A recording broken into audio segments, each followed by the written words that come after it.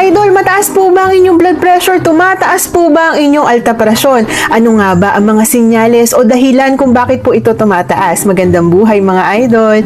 Nakapag-check ka na po ba ng inyong blood pressure, idol? O ikaw po ba ay matigas ang ulo at wala pong pakialam sa inyong blood pressure? Ano nga ba ang maaaring mangyari sa inyo?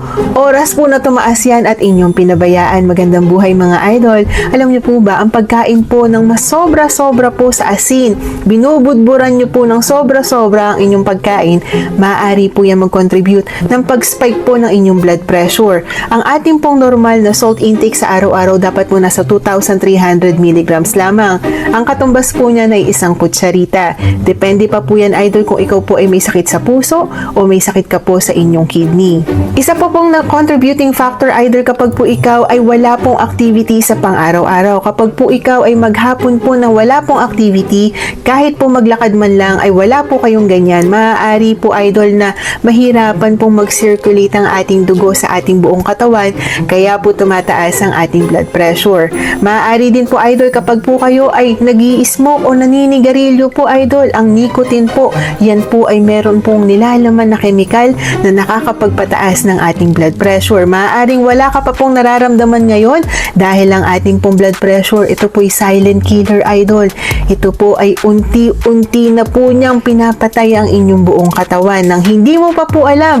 Unless, idol, ikaw po ay nahihirapan ng huminga, ikaw po ay nagkakaroon ng pamamaga sa inyong mga paa, at maaari, idol, na mag-lead po ito sa inyong cardiovascular disease. Maaari ka magkaroon ng sakit sa puso, at ang pinakamalala ay maaari ka po magkaroon ng stroke, idol. Maaari mo po itong ikamatay. Pamilya po ba kayo ng mga matataas ang high blood pressure?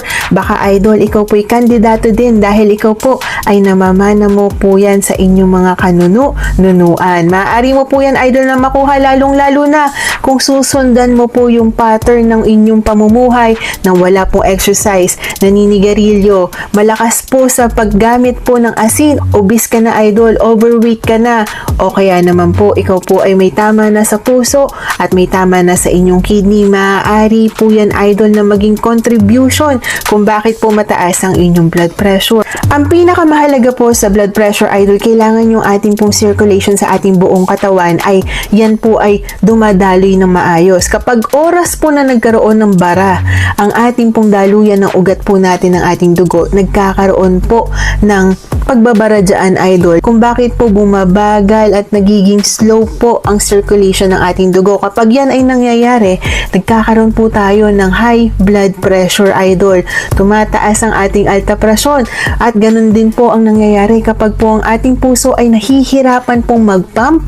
Ano pong mangyayari dyan, idol? Lahat po ng ating fluid sa ating katawan ay maaari pong mapunta sa ating pong mga legs, sa ating mga hita, sa ating paa, sa ating mga lower extremity na nagbabadya po na tayo po ay merong mataas na alta presyon. Lalong-lalo na, idol, ang ating pong ugat kapag po yan ay sobra pong makipot, idol, mas nahihirapan po yung passage ng ating dugo dahil nga po ang ating pong ugat ay ito po ay nagko-constrict ng sobra-sobra. Kaya po dumarating na po sa punto na kinakailangan po nating uminom ng mga gamutan sa ating blood pressure para po yan ay paluwagin ng kaunti at para po mas mag-flow ng maayos.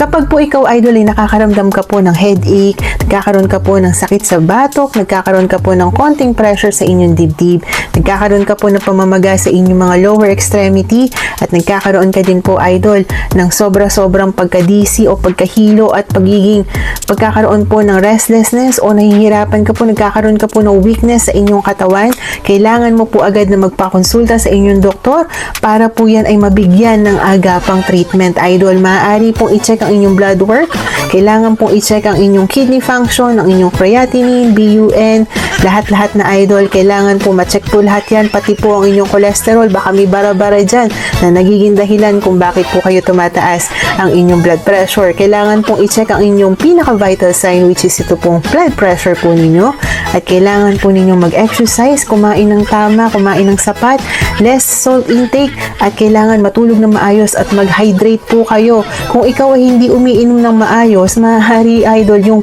ito pong pag-circulate po ay mahirapan din. Kailangan hydrate yourself at umiwas po sa mga bawal, idol.